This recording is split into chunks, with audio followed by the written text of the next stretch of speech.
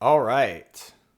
And we are recording. We're not live, but welcome to From A to Z, an Aavegotchi Podcast with ZFi, ZombieShepherd.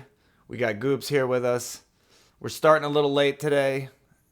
Hopefully some more people will come in. I didn't tweet about it till an hour ago, so Busy day for the both of us.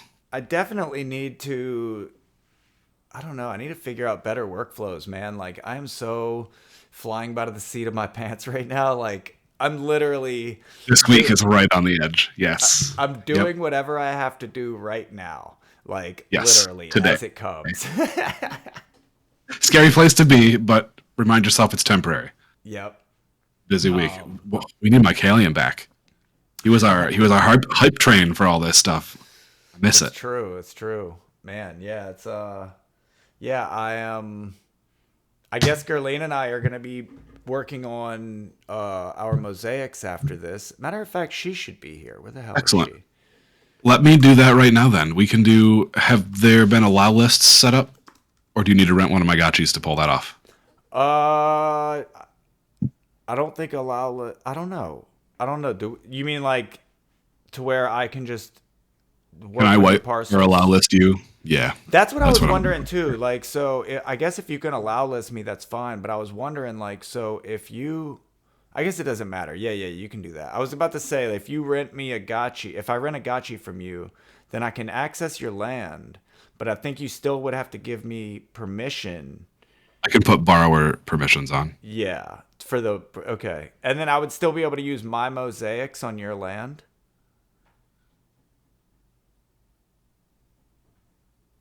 That's something I was thinking about it Yes. earlier. Yes. I That can equip tiles is one of the granular permissions. okay, And I cool. can leave that on me plus borrowed. Okay, cool. So then, yeah, that's how we can do it if that works the best. Or I guess yeah, I guess the land Do you still permissions. want to use the three parcels you picked out before, or I picked out the D28, D15, D39? I think if you said you got five, we can try to do the five. Because Gurley, I was Oh, I'm looking. glad you said something. Yeah. Because that's what I was going to paint on tonight. Well, no. If you're gonna do something, go for it, man. Like, All right, all right. I don't even know what Gurleen's plan is, but she's like, yeah, we'll just work on it together. We'll figure it out. Like, I think she has some drawings, but basically we're gonna do something like this where we hop in a chat and I'm gonna be doing the Gotchiverse on the camera, and she's gonna be like telling me where to place things. You know, that's got to be done by like 10 p.m. or something tonight, right? I think it's It's, 11, right? I I don't think know the it's exact midnight. time, but I the think it's submissions have midnight to be tonight. Eastern. Yeah. Yeah, it's not cutting it close or anything. I told her Right to on have the the edge this week. designs done before the first mosaic tile was out of crafting. And this is how Oof. bad she is with timelines. Worse than me. Well, there was a couple of weeks without a computer. Cut her a little bit of slack. No, that was a couple of days without a computer. She might have been three What? days without a computer. Oh my Yeah. god. No, we've been working on that feature film though. So she's been busy. I mean, yeah, that's what I mean by like just in time kind of crap. Like, I did my music for the films a couple weeks ago, and then I had to submit all of the interstitials so that they could submit it to Slam Dance. And so I go to do it, and then I realize I missed one. So there was a whole segment of the film that I hadn't done. And I was like, Ooh. oh crap. And then also, like, she hasn't given me the intro yet. Actually, you just made me realize that I should check my email, because I think maybe she did give me the intro, which just means I have more work to do, because they're telling me, oh yeah, she gave me the intro. So they're telling me that I need to have the intro done like ASAP because the weekend is too late. And Yikers. so that basically means I guess I have to do intro music tonight when I get done here. And the mosaic tiles. This is going to be nuts. Yeah, I'm going right from here to Notion training for Hefe. And I'm I've been in calls supposed all to, day. oh It's man. been crazy. Uh Oh man. and I'm supposed to publish today. I'm supposed to publish my next Oh, for article the today, writers cohort. Yeah. and I am not going Pushing to be it. able to do that. Like, I'm not going to be able to, I mean, I could go back. I've already written something. It's almost 1,000 words. But it's like, but I also want to cut an entire paragraph out of it, so it's not actually 1,000 words. Let me see what this is. 747 words before I take any out. But also, I didn't want to publish this article this week because I think that, like, I think it's jumping too far ahead. It's so funny. Which article was this week's? Like, what did you have in mind for this week?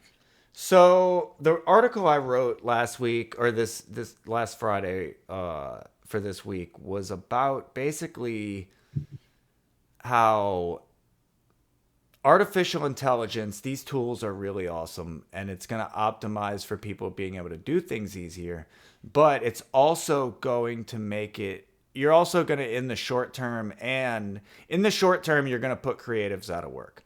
So already, like, you know, if we wanted to do our title cards as AI, we could do that.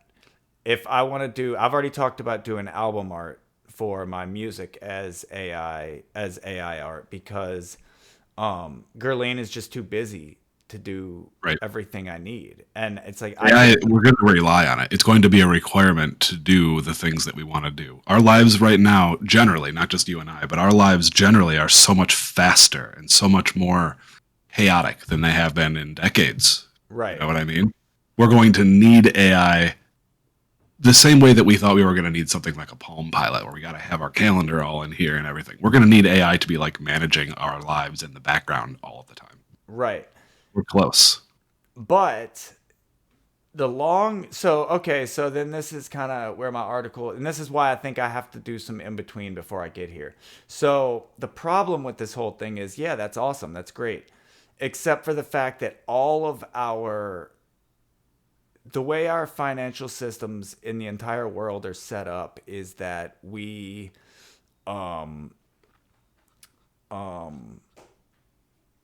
we are optimizing for profit margin and capital efficiency. So you're not just like, basically, it's not just that illustrators are about to lose their jobs. Everybody's losing their jobs to automation and robots. And AI is actually only going to make that go faster, because now that the robots can actually be told things and understand it and, like, you know, learn, they're going to start teaching each other things. Oh, yikes. You're not Right. wrong.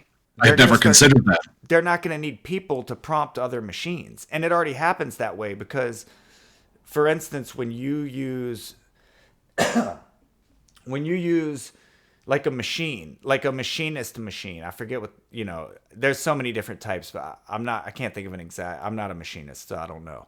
But I know that when you are machining something, just like when you want to, like, 3D print something, you can just scan something. You can just scan the thing, and it will write out the code that tells the device that machines it how to do it. So that's already one machine talking to another machine, and you call it one device. But add intelligence to that. Like, add it to where this thing can say, like, the only thing that a person does right there is show it the piece, because the person had to know, like, oh, I need this piece. But there's already Pixis machines that can pick out a piece, a machine that can pick out a piece and put it on a thing. So basically, you could have one person from a desk. So now you could fire the guy in the shop, because somebody from the desk can literally say, oh, wait, I need to make these parts. They can type into the computer, oh, we're going to need X amount of item such and such. And then the machine is going to pull it off the shelf to be scanned to start remanufacturing. Well, that's the point, is if it's something you've already got, it's easy. It's already programmed. Yeah. But say it's we need such and such a sprocket, but it needs to be exactly 1 micrometer smaller. So it's going to scan the old one, or it's going to take the old model. It's going to micrometer it automatically down. Shrink it, make the new print model, print the new part, multiply. So how long before you don't need the guy at the desk? because some I other. just need the guy at the desk to scan all the important parts, and then you can fire him too. No, I'm saying you don't even need anyone to do the scanning. You just needed the guy to be analyzing the data to say, oh, we need new parts, to type into the machine to tell the warehouse to get to work. The warehouse full of no people. It wouldn't Right. be long. You just base like automatic emissions of X units of this particular part sent to supplier Y based on historical needs, So my point is, when Auto print. you need that part from somewhere. So when somewhere has a device that's able to actually just order the part online, you actually don't need the guy typing it into the warehouse anymore either. 100%. So now you can You basically can be a guy have, under a car, hold the part out for your buddy to take a picture of. They take a picture of the part, they call automatically to O'Reilly Auto Parts, and they're shipping shit, but the guy's still under the car. but you're still giving the mechanic a job. My point is, these robots are so smart now, you won't have a mechanic ordering the part. You'll have another robot ordering the part. And vehicles are made so complicated now that you need a robot because human arms can't bend the way they need to bend to get into the compartments they've Obviously, designed.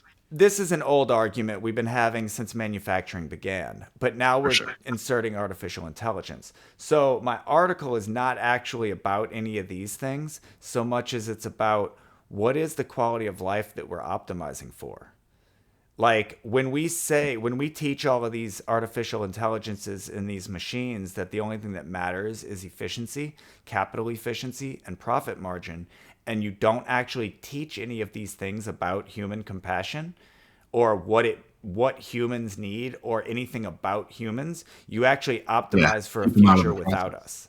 And we already don't. We already in our minds think that people don't deserve quality of life if they don't work, but there's literally not going to be any jobs. So what quality This of is life? Fallout IRL.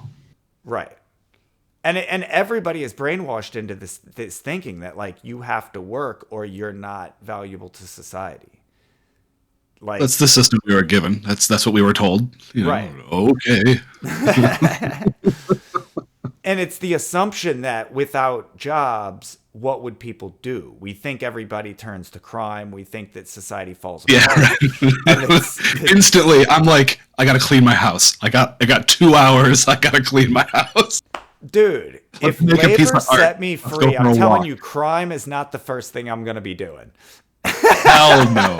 No. I'm right there with you. It's not. No. I have like so many other things I need to do first. Yeah. So anyway, UBI's coming. It's only a matter of time. Just jumping the whole shark on that article and just going straight from like my last article was about the creator economy. And what drove me to this is basically because my next article was supposed to be about digital rights management and intellectual property, which is kind of funny how it came up over the weekend because I wrote my article on Friday. Then we had the incident at the Hangout on Saturday. And I was like, and that's something that I've actually had discussions with people about in the past, directly following the Artist Summit and the Guild Summit, because IP and Artist IP were very important to both of the summits. So I actually have really strong opinions on that kind of stuff. And I was going to write about that. And then I got sidelined because as I'm writing about DRM and researching more and more just to see, my main thing being like, how are NFTs solving digital rights management, and how are NFTs, music NFTs specifically, solving the problems of the music industry beyond being able to buy an NFT directly from an artist? Because obviously that's the big takeaway is like, you can buy an NFT from an artist and you're paying them. But like, how do I actually use Web3 for ownership of my copyrights and how do I get royalties from an NFT? And that's kind of where like Royal, the company by Blau, comes in. Anyway, the point I came to was like, the creator economy the tools that give the creator economy life are being born at the same time as the thing that puts us all out of work. And that gave me the thought of like, why do I have to create art to live? This doesn't make any sense, and it doesn't make good art, because when you are trying to make something, you're actually just creating a business model. So you might make How do you art. mean? Well, okay, so when I go to write a song, I'm in it. I'm thinking about writing that song. I'm playing guitar. I'm enjoying it. And then when I go to get in the production and I go to like clean it up and package it for the world, all I'm doing is creating a marketable product. I'm suddenly looking at my song and going, well, this is too long. Well, this part right here might not sell. I need to think of the right album art for this. I need to like put this on the right platform. I need to tweet about this. I'm not thinking about art anymore. I'm suddenly thinking about marketing. Business. And a business. You're marketing your own art. That kills art. And that's why we have bad art. That's why we have movies that are just remixes of the same movies for the last 30 years. And it's because it's business and they know what sells. And after 60 years of television, we've actually figured out exactly how to optimize for eyeballs. And we've reduced it to TikTok. Yeah. TikTok and remix. So we're so good at the entertainment game that we've killed art. And I've had this conversation before about how there is no money in entertainment that's not advertising. It literally doesn't exist. Like if it wasn't for advertising, there's no entertainment industry, period. Yeah, because who's paying for the airtime? Who's paying for the staff? Who's paying for all that? Advertisers. Public goods. The only it's what podcasts are doing. When you're like, we're doing a podcast, how are we going to get money? Sponsors. What do sponsors want? Space on our podcast. Advertisings. Yeah. So there needs to be a different commodity. There has to be like I think that Basic Attention Token attempted or is still attempting to do that, to tokenize like the attention bit, but you're right. You're right. Hard to have entertainment sustainably without advertising, and there's got to be a better way. Right. So I guess my thesis is that we're going to move to a future where either people are going to be treated like total garbage because that's the direction we're headed currently, or the people who are left. Yeah. Right. Or we're going to have to set people free, in which you will see a golden age of the greatest art we've had in humankind ever. Because I'd like to think the second it will. I'd like to think that there are enough people with enough resources. We have the internet now. Even if the internet gets turned off, we've all been exposed to this global connection. We've all experienced way more outside of our little local realms than we normally would. And I think with just the right push, there's enough people who could actually make that happen. Well, I don't know. Call me an optimist. Call me a hopium addict. I think it's possible. I think, unfortunately, this thought won't reach the higher echelons until they start losing jobs.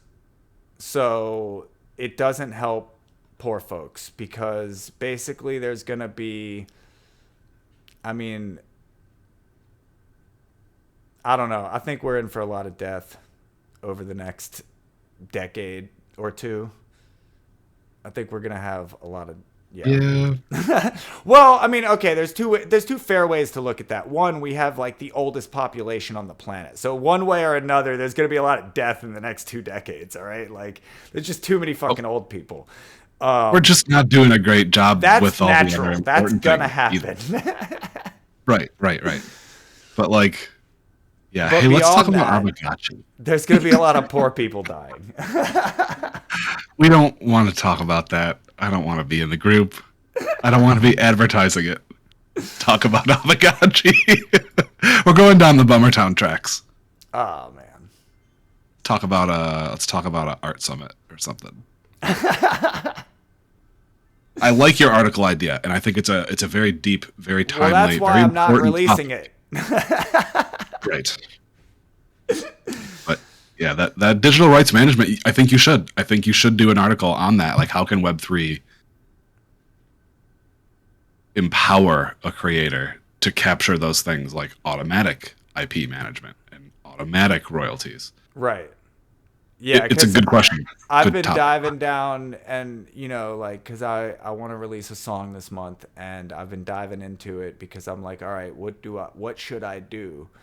And doing all of my research into Web3, I was like, oh, I should use Web2. That's not the answer you want to come to. That's the answer I came to.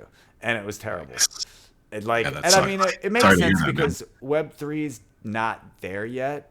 And the main thing is the legal aspect because Yeah.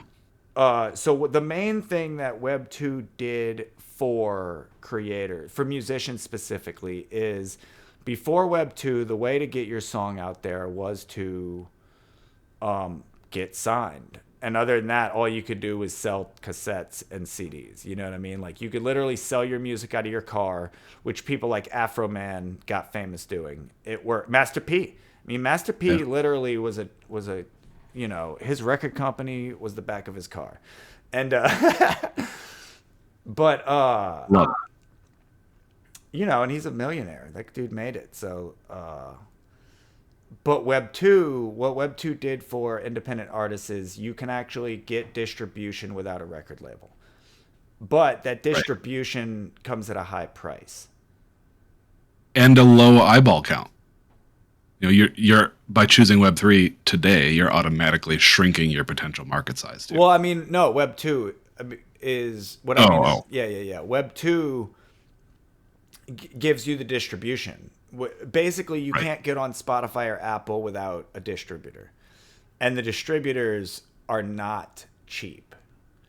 Or at least, I mean, I guess it's relative too. Like if you're making good money, I guess it doesn't matter, but it's also not that way. It depends who you go with too, because some of these companies will take 15% of your money forever. And 15%. Or Meta wanting a 30% royalty on all NFT sales. Okay, bye. Right, and that's what we're left with right now. Like Web 2 distribution is essentially like, oh, we get to take from the artist directly now. We don't have to like go through the record company to steal from artists. We can just give us your credit card number. Yikes. And it's like that. It's like you can pay X amount, $300 a year for unlimited songs with some places, which isn't bad, I guess. But if you only put out a song a year or a song a month, which is like industry standard, at least you have to be putting out at least one song a month to be relevant. As a creator, you have to pay $300 a year for unlimited song submissions to Spotify? Not Spotify, to your distributor, which will get it on Spotify. So that's what I mean is, but you can't get on Spotify directly or Apple. You have to have someone put you there. That's who you're paying. This is why Web3 is existing and blossoming, because why have a middleman? Why have that person? If you can interact directly with a code, you can skip that person. I just don't see it happening anytime soon, unless, not to get back into the other stuff, but not until we create AIs that like do these things for us. And that's what I realized in a lot of my research is that like the next step is going to be things like Royal and things that are basically like Web3-ish, or they're Web3, but they have to play the traditional game. And what I mean, so it's not even the Web 2 game. They have to play the traditional game. And the traditional game is BMI, ASCAP, and the traditional, what they call PROs, which I forget what that stands for. Or are these all essentially like middlemen? Companies in the middle These are taking the a cut? people who get your royalties paid back to you. So you have to be registered with ASCAP, BMI. There's two other ones that are slipping my mind right. There used to only be three, and now there's a fourth one. But they essentially are the royalty. They're the big industry that controls music copywriting and all that stuff. And they're the ones that are like making sure people get paid. I see. So yeah, they are the industry, and Web3 is going to have to go through that as well. Where it's going to get interesting is when we're able to disrupt that. So when you're actually able to, like, say, I don't even know how this would work the more I think about it, because the way that a lot of these things work, especially now that it's digital, is that the companies basically just pay a fee to just use whatever music they want now, almost like Spotify. It's almost like I'm just going to pay you. And then if you catch things that, I'm not paying for, let me know and I'll pay for those. But that's also where YouTube comes in with the DMCA, where like basically if you play someone else's song, they're essentially getting paid to ban you. It's the same thing with pirating. So like pirating, your ISP doesn't care. Your internet service provider doesn't give a shit what you're downloading until Disney calls and says, hey, Till they care. Yeah. your customer just downloaded my shit. And then they send you that email that says, hey, if you download Disney again, we're going to have to disconnect you. They don't care. Yeah. You know what I mean? They only care when they're in trouble. They only care when Disney can reach out and say, we know who did it. Because now they can say, well, you know who did it too. Balls in your court. Yeah. Right. You want to be an enabler? So okay, here's your email. So yeah, I will be getting into DRM and IP very soon. Cool. Interested in that write-up, but obviously maybe next week, right? I don't know. I might try to hammer this one out. I'm supposed to publish today, but I might try to hammer it out, get it out tomorrow. I don't know. We'll see what I'm in for. Well, we got just short updates this week on the GMI side, right? So maybe could be a good night. Nothing lingering, no homework. I've got these damn Mosaic Tiles lingering. After those, oh shoot, I forgot about those. All right, so I guess real quick we'll run through these so we don't forget them. Artist Summit, all of our messed up NFTs have been destroyed. Half of the fresh new ones that have been correctly minted are pending disbursement. The other half will come probably by the weekend or over the weekend. We're working on them. Mosaic Tile Art Competition is tomorrow. We've been talking about this one for weeks. All we've got left to mint is the green tiles, and those turn off tomorrow as well. So if you're looking for green tiles, now's the time. I saw cheapest one right now on the bazaars. I forget which shape, but 0.9 Ghost. Oh, wow. So check that. See if that's maybe cheaper than or equivalent to the crafting cost. Wait, there's greens already up there? Yeah. Oh, that's weird. I thought I saw a green on there today. I thought... Green diamond. Very strange. Ooh. I usually don't use a rolling chair for this because it's so noisy. That's why I started using the piano bench for podcasts. But I'm in a rolling chair and it's running over my... I'm making noise. I was actually just... I don't think I can hear it. The tweet to see what time we're supposed to get these damn things in. Oh, I know the event is 2 p.m. UTC, but I don't know the deadline for submitting items to the event. Looking it up now. Okay, here we go. All submissions... Share tweet URL. Oh, okay. Tweet out your contest entry and tag Aavegotchi. Share tweet your URL and separate image of your tile design to Gravy no later than 11:59 EST today, 9:27. So, yes, I have until just before midnight. Oof.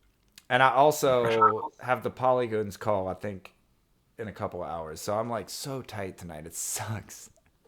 Yikes. But you got to do what you got to do. Right? It's all good stuff. Good stuff. All good orgs. Yep. I think I'm going to do some tile decorating tonight as well. I need some grass, but I can do my idea without grass. It just doesn't look as good. Well, do like a little forest. That's actually interesting because so the community is voting on these. So really anything could happen. But in the beginning, someone asked if like grass and installations would count. And Coder Dan said, well, it's really about the mosaic tiles. It's not about the other things. Right. But that doesn't mean that like using those things in a design wouldn't make it awesome. Exactly. Yeah. I think that was even addressed. It wouldn't disqualify you. You're right. It wouldn't be necessarily a negative thing, but it's really about the Mosaic Tiles, obviously, because they're trying to push them limited edition items. Right. That makes sense. But yeah, There's a obviously, lot since of it's cool parcels community out there. vote, it's not going to hold it back because I'm sure the community's not keeping that in their minds. Yeah, one gold tile is not a deal breaker for me. You got a cool picture? There you go. Yo, there are some really awesome parcels that it's like, I don't know. They're coming out in a rush. I don't know how the hell I'm going to do what we're going to do because I just feel like a reasonable is not going to be able to handle what some of these spacious are, especially when you've got estates. Come on, man. Like 4 spacious estates? Yeah. There's some cool ones. There's definitely some cool ones. And I think like a lot of people held out to the very end. There's a lot of fresh new designs popping up today, yesterday. Yeah, you're gonna see mine They're all going coming up out at of the woodwork. 11:58. You're gonna see. Yes, indeed. Wait, so yeah. Oh shit. Maybe I will submit my forest. So no, I only have till 11 because I'm in Central Time. Crap. Exactly. Yes. What time's Polygoons? Did you just make a huge mistake? No, I'm good. Not Polygoons is at 9. It's usually a pretty tight call anyway. No, but Gerline didn't respond yet. So, and we're supposed to start mosaics in about 15 minutes. Oh yeah, I'm about to drop you my wallet, Addy.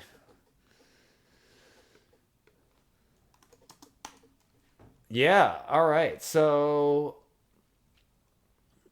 what else is going on? Oh, I see you added Governor Dow. That's going to be coming up this week. He's a representative will be at the Dow call for that. Oh, I did not know that. I saw the intro in the Gotchi Mafia chat, and I saw the post on the forum, and I started digging in. I'm a little bummed that Yannick's video is in Russian. I can't understand what he's saying, but good find, it sounds like. Yeah. The guy was there at the Dow meeting the other day, but we were wrapping up, and he was like, I can come back next week and talk about it, and yeah, I think he's going to be probably one of the first things that happens at the Dow call this week. I don't know a whole lot about it, but it's definitely to help defeat the bots. That's what it sounded like to me. I think I got about a quarter of the way into it. I didn't read the whole thing yet, but it sounds like Governor Dow has a tried and true way to completely and permanently crush bots. That's quite a statement, so I'm looking forward to finding out the details. There was actually he was in a previous Dow call. I don't remember which one it was, but I do remember he came to a previous Dow call and explained a lot of it, but it was pretty complicated. I'm not remembering it at the moment. That makes sense. Yeah, I don't think I would retain that either. If someone's got a big enough brain to squash bots and permanently and completely, that's probably above my pay grade. And there were a lot of questions. I'll have to figure out what episode that was, and maybe I'll find that before next week and we can talk about it. But yeah, there were a lot of questions asked by Coder Dan and the audience about about their implementation. So it was pretty good, and it'll probably be really good again this week. Maybe even more in depth now that they've had some time to stew on it. Because that was probably a couple months ago when the guy first. I don't recall. Yeah. Yeah. Yep. And then, the big discussion over this week was turning off the bonding curve. I was not at all in that discussion. I thought that was brought up a week or two ago as like, hey, maybe we should consider turning this off at some point. So is there action being put into place now?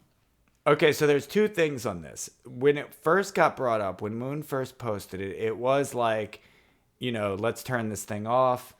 And then days later, I think it was literally the Monday, like he might have posted that on a Saturday or a Sunday. And then on the Monday or Tuesday, Dai comes out and says that they're going to depeg. intentionally. You know, they said we're not going to like peg to the dollar anymore. And so it was almost like perfect timing that this thing happened, because the only reason to turn it off was to make Ghost go up and then to possibly use that die that we unbond from for other purposes. Yeah. But Thanks. I just pulled that proposal up. Yeah. Emerging, already pulling out the emergency plan. Right. So now it's not emergency like do it now. It's an emergency like, hey, if we need to do this quickly, what's the plan? Yeah. And, you know, so it is kind of funny the way it laid out, because it went from, well, let's let Ghost Moon to like, well, actually being pegged to die could be a very bad idea. And the USDC risk being probably the bigger one. But Jared pointed out a few times that, and this is true, if DAI or if USDC starts blacklisting anybody, then it's not just a problem for DAI or Ghost or Aave. It's a problem for everybody, because a lot of people are relying on USDC, and a lot of things are integrated with USDC. And regardless, like, think about something like Curve, you know, with their stable pools. Like, if one of those stables collapses, the whole thing is, yeah, like when you've got 3 stable coins in a pool and one of them collapses, what happens? You could collapse the entire ecosystem 33+%. Right. Like, yeah, pretty much. Like it's, you know, when you think about money Legos and smart contract risk, we're already there. You don't have to do it. Meaning, like, you putting your money into Sushi and then putting those LP tokens into Aave is smart contract risk. It is the risk of, if something happens to Sushi or something happens to the coins in your pool, it affects the whole chain of things you've done. But DeFi's already done that without you. If USDC and DAI crash, there's no way Curve and Aave get out unscathed. Period. No way. Yeah, there's no way. The entire ecosystem would take a hit. The same way that Luna goes down, everything goes down. Right. And I mean, Luna wasn't even tied into Ethereum. Luna went down and everything went down. And it's because that's just because our markets are so closely tied together. Like, even Bitcoin took a hit on that, and Bitcoin didn't do anything. Bitcoin's like, what do we have nothing to do with this? I guess we're having a fire sale. So that is kind of like, to me, there's nothing we can do about that. Like, if USDC tries to be compliant and ends up like blocking DAI or ETH or anything else, we're in more trouble than just Ghost going down. You know what I mean? Yeah. That's a whole kneecap to DeFi. It's not, you know. My illiquid Ghost will be the last thing I'm worried about. If everything collapses, yeah, you're right. It doesn't matter where it was. Doesn't matter where you had your. Is it in Ghosts? Is it in Gotchi? Is it in Aave? Is it in Bitcoin? That's actually something. I'd rather keep it here and have some fun. Yeah. I don't know if I told you this or not. I was telling somebody this. Maybe my new roommate. I have a new roommate now for a little while. Yeah, hey, you told me that. So maybe I was talking about him with this, trying to explain some of this, because he's not into Web3, DeFi, crypto. He doesn't know any of this crap other than what I tell him. So I was actually saying that it's kind of funny, because say like if Aavegotchi, or like say all of crypto went to zero, would I still play Aavegotchi? Would I still like mess around in this ecosystem? And it's like, well, yeah, because like, what am I losing? The Matic isn't worth anything. Yeah, right? Like, exactly. If the Matic isn't worth anything and the Alchemica is not worth, and nothing's worth anything, why would I not still? It's still a video game. It still does what it does. I don't think we'd see much ship. I don't think we'd see any developments, you know, because obviously the team has to have an income. Right. So, I mean, it would also rest on the idea that there's more to do than like right now, because you know, if it literally crashed tomorrow, I don't know if I would maintain my farm. But if there was like awesome quests and adventures and things I could do, then I probably would continue because like That's true. I'm already here. I already own the things. I can already play the game. There's nothing to lose here by continuing. But like I said, this is under a doomsday situation, and like all of crypto has just failed because of whatever. I think the only way that would be is if either somebody lets a quantum computer loose on like an existing SHA-256 or something, or the internet goes dark for the entire globe simultaneously. Then it's like, who doesn't matter. You could be a quadrillionaire, but if it's in a thing that needs to go over the internet, then you're SOL. Oh, Gerline finally messaged me. She's like, when are we doing Mosaic Tiles? Oh, cool. I have allow listed 3 parcels for you. Awesome. Appreciate Put it. the lending listing up for the Gotchi. You're allow listed on that, so it's safe where it's at. It's a free rental 1 hour, so make it quick. You can have it as long as you want. Channel the parcel. Or one of the parcels. Yeah, cool. Wait, how do I know which parcels? Did you send me the names? I did at one show point. me all your parcels. It sure is. Hold on just 1 second. Have this on a spreadsheet. New snip. Copy. There you go. So I DM'd it to you. Those are the 3 that were allow listed for borrowed gotchis. Nice. And right after this call, I'll pop in. They all have just level 1 altars, and I think that's all that's on those spots. I might have a tile or a piece of grass or 2, but I'll remove those right after the call. Cool, man. Yeah, I guess we're gonna get to work on making some tiles, and you have to meet with Hefe in 5. Yep. Is that okay? Yep. Cool. Yeah, we kind of a short episode. We started a little late. My fault. But busy week, Goobs. Thanks for coming. We appreciate the support. Yep. I know you're just listening in today, but man, it I know. makes it. Now I'm makes like, it nice.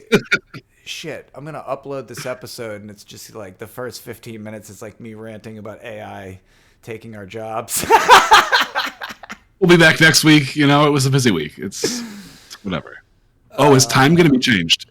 Do we need to announce a time change for next week? Are we airing at a different time to accommodate your We need to IRL? think about that. Yes. That is something to think about. I guess I don't have a time change announcement now because I can't really predict it. Because the problem is, so I should be home every night about 7:30, which for me is half an hour from now. So we could always start late if I was ready, but then I'm realizing that I have the Polygoons community call at 9. So then it would be so that would be a back-to-back. That's not a good idea. It So would be let's like- plan on not Tuesday. And maybe record Monday. We could do one of those again. Shift it same time, 1 day earlier. So I think I think I'm gonna be like this for the next 2 weeks. Like basically, I'm working until 7:30 for the next 2 weeks. So I say we do our forum show on Friday, and maybe we can do from A to Z on Sunday. Oh wait, that would be Twitter Spaces. shit.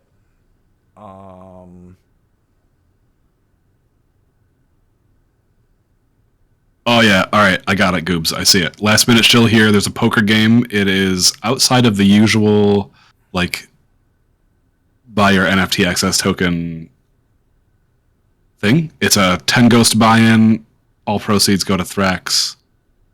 Cool prizes. Check out the chat. Awesome. I got you, Goobs. Excellent.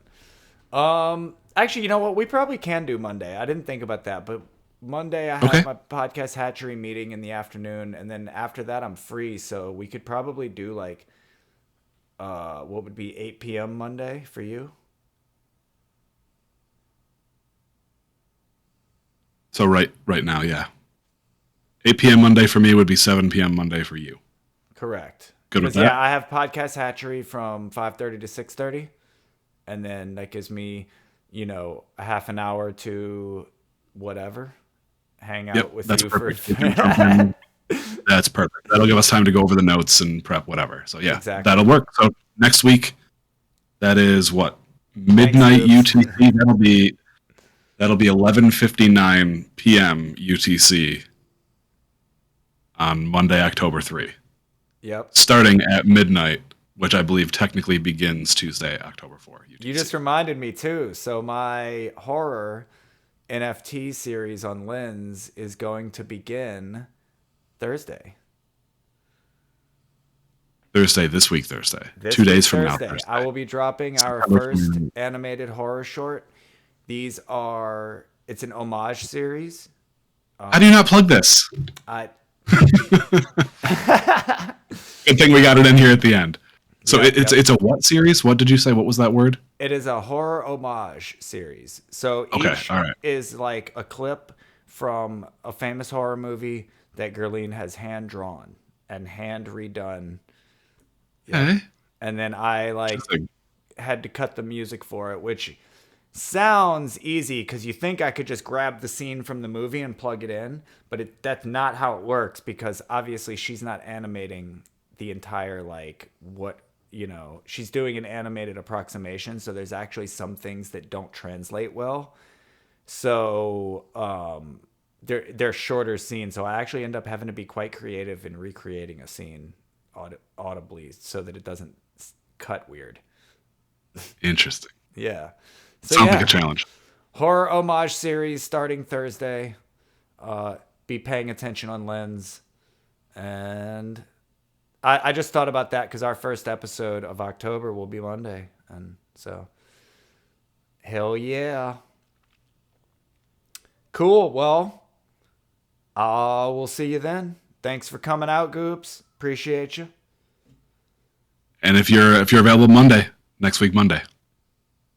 I guess I should go ahead and update the calendar. Yeah, good idea. Peace, friends.